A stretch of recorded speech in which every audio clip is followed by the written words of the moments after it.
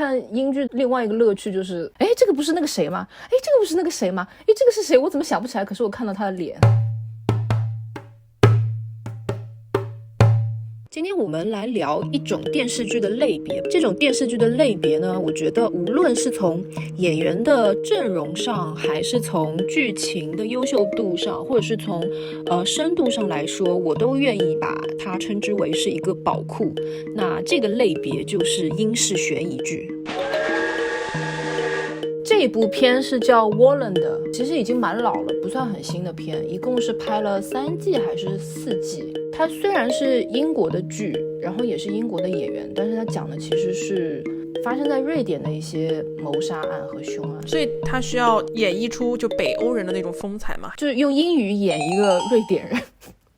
但其实剧情来说跟地方问题不大，只是他们取景的话，你就会看得到一些就是还蛮北欧的那种苍凉风情。其实也是我喜欢的一点，就是说英式的悬疑剧它的风景或者说它的画面色彩真的跟美剧不太一样。美剧就是特别好看，很多帅哥美女走出去就很风光，好像走路带着风的那种。那英式的剧我觉得真的不一样。然后你看这个演员，你能不能认出来？你肯定认识，你肯定有见过他。信条你看了吗？我还没有。哈利波特第2部你也没看是不是？他呀，那个浮夸的老师是吗？对，他是 Lockhart。原来是他。我知道这个演员是很演技派的。对，他是 Kenneth Branagh， 然后他是诺兰非常喜欢的一个演员。他之前在那个敦刻尔克，对，也有他。对，也有他。前一阵不是有一个东方快车谋杀案的那个电影吗？那个是他导演，他演那个主角 Poirot 的，就也是他。等等，也是他导演吗？对，然后他接下来还有一部是那个尼罗河上的惨案，就是同系列的，他还要出第2部，然后里面有加朵。对，我知道有加朵。他之前还导演了那个雷神。 Seriously？ 哪一部？雷几？第1部。是他把 Tom Hiddleston 推荐为 Loki 的，就是他是 Tom Hiddleston 的伯乐。这么牛？这位大叔这么牛？ Yeah, my life has changed thanks to this man. 对，然后他就是这部里面也有 Tom Hiddleston。是重要的角色还是小角色？是前1、2部还是前3部，是等于是他的小助手。就是那会还没红是吗？对，当时毛发还非常浓密。除了这个以外，《摩斯探长前传》也是我很喜欢的一个剧，它是英国的另外一个长寿剧。你看当中的这位其实也是英国的老演员，他也有演过蛮多，就是包括英剧也好，然后舞台剧。因为英国演员其实他们舞台和镜头他们是不太分的。你想那个 Tom Hiddleston 他不是前一阵也在演话剧吗？对，都要演话剧啊。对，我感觉英国演员好像就是演一段平面的东西一定要再去演一段时间的话剧，就是好像他们的，对，我也有这种感觉，对，就是职业生涯里面好像必须是双轨并行。我不晓得是说是他们的一个就是行业的明规则，还是说是因为只有这样子才能磨练演技，或者只有这样子才能证明你的演技是真实的。从我个人的理解来说，其实英国人他们对戏剧的态度或者说是认知跟我们这边可能还有点不一样，就是戏剧对他们来说从小就是一门课。就真的我之前读 A level 的时候，我们就跟英语数学一样，就是有开戏剧课，就是他们在 A level 考大学之前他们就会选戏剧，然后他们会用这个戏剧的成绩去考大学。所以就是说他们接触戏剧，包括就是在那个平时的一些校园活动啊什么，他们接触戏剧的机会真的要比我们多很多。对，不过你刚刚说英国这个就是你读书的时候的那种状况，真的让我想到可能戏剧对于英国人来说就是国粹。我们不可能随便的就是引一句牡丹亭或者是引一句什么戏剧里面的这种台词，但是他们可能真的就是随随便便就去讲一句莎士比亚，或者说你忘了什么仲夏夜之梦里面有哪一个剧情，或者说哈姆雷特里面有哪个剧情是这个样子的，他们就开始就他们随时生活中就充满了戏剧，我觉得。但是英国人并不 dramatic， 在现实生活中就可能就是说是真的浸在那种文化。对，我觉得这也是很有趣的意思。所以这跟他们电视剧电影里面的表现方式也好，就是我就觉得我很喜欢他们的这种对演戏的态度。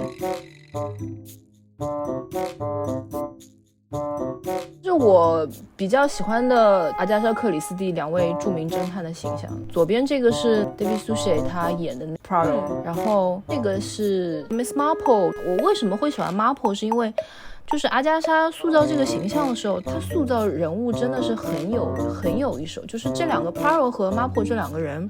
我觉得是非常不一样的。就是我觉得 Marple 是在我心目当中的一匹黑马。当我认知到只有那个福尔摩斯和 Poirot 的时候，他让我感觉到哇，女性也可以破案破得那么漂亮，而且那么不一样。她是一个单身老太太，然后她有一个侄子，我记得，所以她经常是比如说跟着她侄子啊，所以她是不是就是鸭子太太？应该就是以她为原型的。然后她老在打毛衣，是不是？她很喜欢打毛线，就是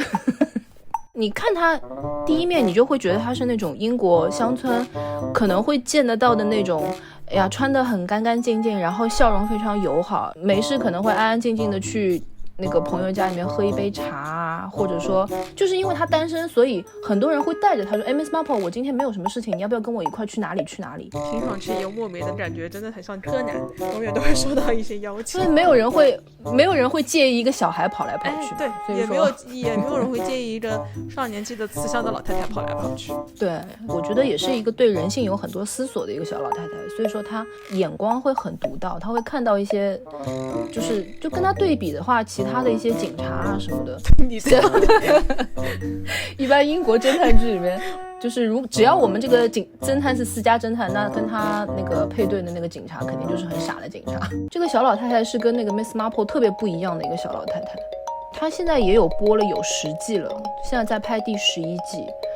对，所以也是算是一个长寿剧。然后它的特色是他们是 base 在那个英国北方的嘛，他是一个探长，然后他身边有一群探员。然后我这边还要讲一个八卦，我当时去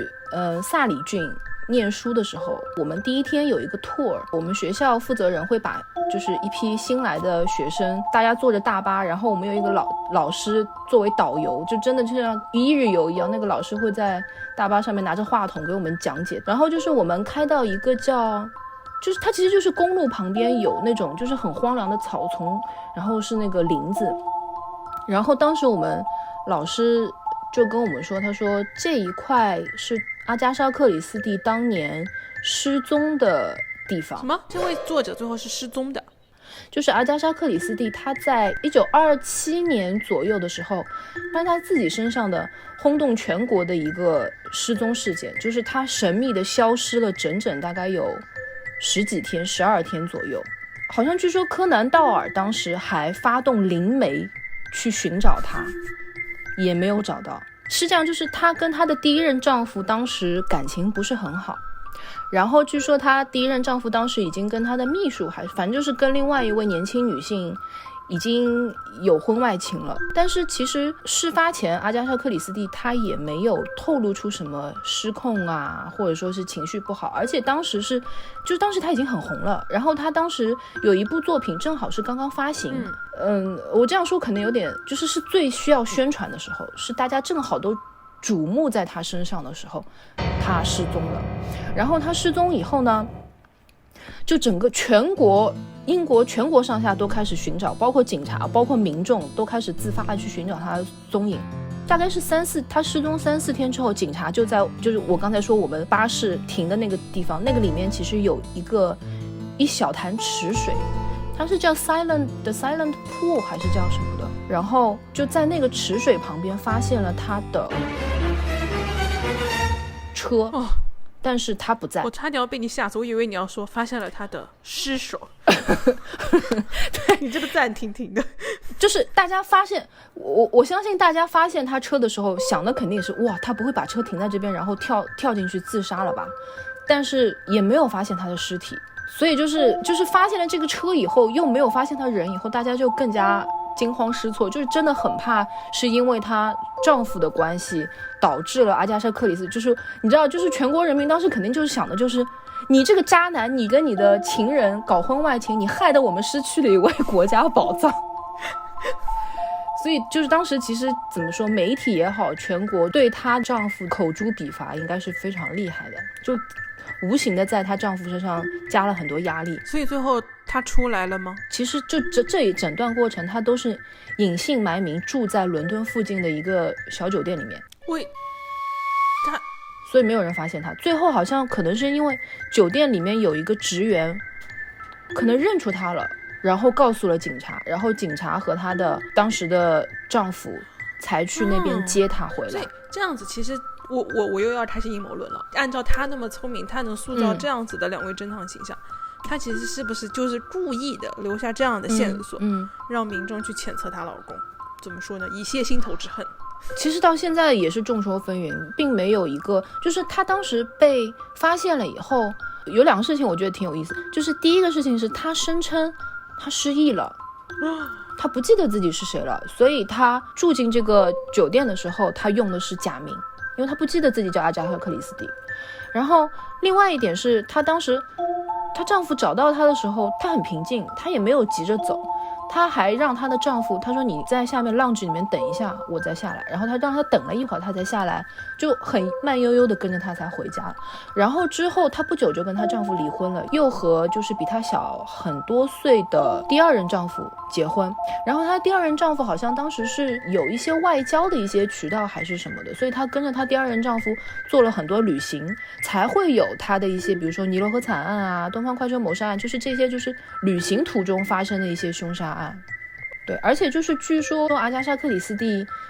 的凶杀案当中用的最多的是毒药。原因是他在一战的时候，他好像是去做护士还是什么，然后他当时就考到了一个药剂师的执照，所以他其实对这些化学药剂啊什么他很了解。听完我的感觉就是不要惹写侦探小说的人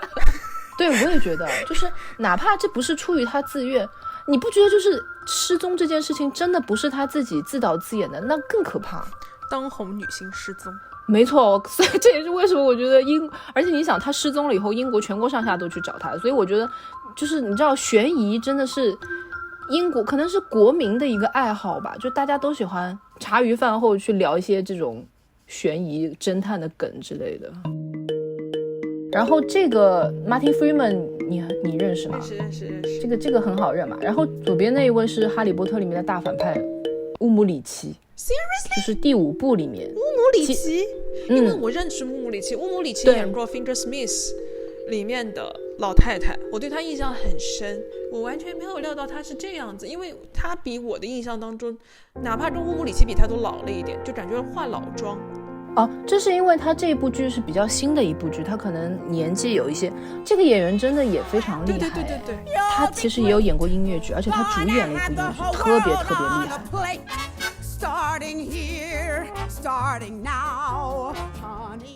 这一部它叫 The Confession， 是一部根据现实改编的一个剧，就乌姆里奇他在里面是演了其中一位受害者的母亲。就是他这个受害者其实是有一点我们现在所说的一个荡妇羞辱，就是他的女儿失踪了，但是他的女儿不是一个完美受害者，他的女儿吸毒，然后可能男女关系也不是特别的清白，所以他的女儿失踪以后，所有人都在说你女儿不洁身自好，受害了也是活该的那一种，所以他一直活在痛苦之中。但是当然到最后就是 Martin Freeman 帮助他解决了这个案件。他跟另外一位母亲是不一样，另外一位母亲的女儿也失踪了，但是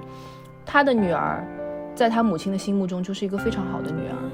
另外一位受害者的母亲，然后她是，你有看《唐顿庄园》吗？有。谁？那位女仆叫 O'Brien， 就是老爷的夫人，不是从美国嫁过来，她旁边不是有个女仆嘛，然后最后导致她流产的就是她。就为什么我喜欢看英剧，就是我真的觉得他们的演员活跃在各个平台，但是基本上都很好认出来。就是 Fearless 这个是演那个 Draco Malfoy 的妈妈 Narcissa。 谁？马尔福的妈妈。谁？你记不记得她造型是那个就是有2撮白发。哈利波特里面她的妆实在是太浓眉了，我几乎没有认出来。对，她在这个剧里面就非常的邋遢。你看这个演员你能不能认出来？这个应该可以看出来是哈利波特里面的罗恩吧。罗恩瞬间没有想起来他是谁，以及他这个形象出现，我真的觉得有一点还挺反派的。这2年那个 BBC 它每一年圣诞节都会有一部那个阿加莎克里斯蒂的案件的翻拍，然后罗恩是在 ABC 谋杀案里面演了一个跟 Poirot 作对的警官，反正是一个没什么卵用但是还很自负的很凶的一个警官，还挺像的，这形象这坐姿这表情看上去就很浮夸，而且他演得很好而且我真的已经看不出他是当年的小罗恩。然后 Father Brown 我不知道你平时刷微博的时候会不会看到，好像国内知道的人也是蛮多的，而且他主演是那个 Arthur Weasley 罗恩威斯利的爸爸他演的是这个，他爹我脑子里有印象，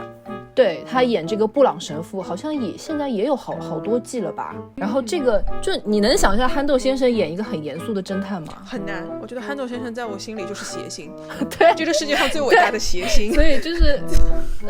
就自卓别林之后，对，所以你说英国人爱侦探剧爱到什么，就是连憨豆他都能演一部非常严肃而且制作非常精良的一个侦探剧，他演的是一个法国侦探。就是英国的侦探剧还有一个什么特色，就是他们所有的主角都有大大小小的毛病，就是人格不健全，一个是人格不健全，一个可能是家庭环境不健全，成长的经历非常有问题。就比如说就是他叫 Marcella， 我为什么对这个案件印象那么深，是因为他是我看到过的最糟糕的一个侦探。就是她在刚刚登场的时候，她糟糕到什么程度，就是她首先被她的丈夫抛弃，她的丈夫在外面有小三了，然后呢她在追一件本来她不应该追的案子，就是自己也牵涉到了凶杀现场，就是不清白，对，她完全不清白。而且在雪上加霜的是什么，她忘记自己为什么会在凶杀现场，因为她精神有一点不对，然后她会间歇性的失忆，所以就是她真的是在一边给自己洗白，一边跟自己精神病斗争的过程当中，她去把这个案子给破了。英国侦探剧里面，它其实真的有很多，我觉得它有的时候很赤裸裸，就是它给我展现的一些案件，比如说儿童性侵也好，或者说是人口贩卖，或者说是一些很严肃的话题，可能会用不同的表现方式去给你讲这个故事，但是它不会去避讳这个话题。就是《The Missing》这部剧，你看到这个老头了吗？就是这位老先生，他是一个法国人，他叫 Baptiste， 然后他的专长是什么？就是帮别人找失踪人口。我看之前没有想到，就是失踪人口也会挖出那么多，包括案情也好，包括价值观也好，而且就因为他是一个至少也已经有60多岁了，就是身体状态是一个非常不好的一个状态，但是对，看着不像是一个能帮人找人的。对对对，就是你真的会担心说，哇，老爷爷会不会突然跌倒，或者说突然受伤，然后就没有办法在别人，但是他真的就是凭着他一腔热血。他的第2季是一个非常可怕的案件，就是有好几家人的女儿都在10岁出头的时候被人绑走了，失踪了10几年的其中一个女孩突然出现了，被人救到医院，然后他有被人侵害，甚至有打胎的痕迹。这整个案件包括他家人和他的互动，然后他跟警察之间的交流，和他对过去的一些回忆，造成他现在的一些行为举止上面的不正常，你能去联想到他之前受到了一些什么样的痛苦。这个剧那个名字是叫《舍德兰谜案》，就是这个警官他跟那个 Wallander 有点像，他是一个很落魄的一个，他的家庭成分是什么？他有一个女儿，但不是他的亲生女儿，是他的前妻跟前夫生的一个女儿，但是却是他在负责抚养，而且他在负责教育。他前妻呢？他前妻很偶尔会在剧里面登场，然后更好笑的是，登场更多的反而是他前妻的这个前夫，所以你会看到一些桥段是他跟他前妻的前夫两个爸爸在那边教育这个女儿，你就会觉得要不你们两个在一起算了吧。原来是这种暗戳戳的搞 CP 哦。这个是就是我说的舍德兰谜案里面这个男警长，他手下有一位非常得力的一个女性的一个警员，他在办案的过程当中被坏人绑走，然后因为他为了要坏人想要威胁这个警长让他不要再查下去，所以他们就伤害了这个探员。这个胖胖的男同事叫 Billy， 然后就是他来跟 Billy， 他跟他 update 说我最近可能要离开我自己家里面，跟我的另外2位朋友一起住，我能不能麻烦你告诉另外一位同事？然后 Billy 就说 OK 没有问题。然后他停顿了一下，他就说其实其他男同事只知道他在格拉斯高被绑走了，然后又回来了。但是这边他是主动在跟这个 Billy 坦白说，其实当时我不只是在格拉斯高被拉上车然后套上了头套，我还经历了更多的事情。然后 Billy 就明白了，然后他就走过来，他说 I'd like to give you a hug. Will I be allowed?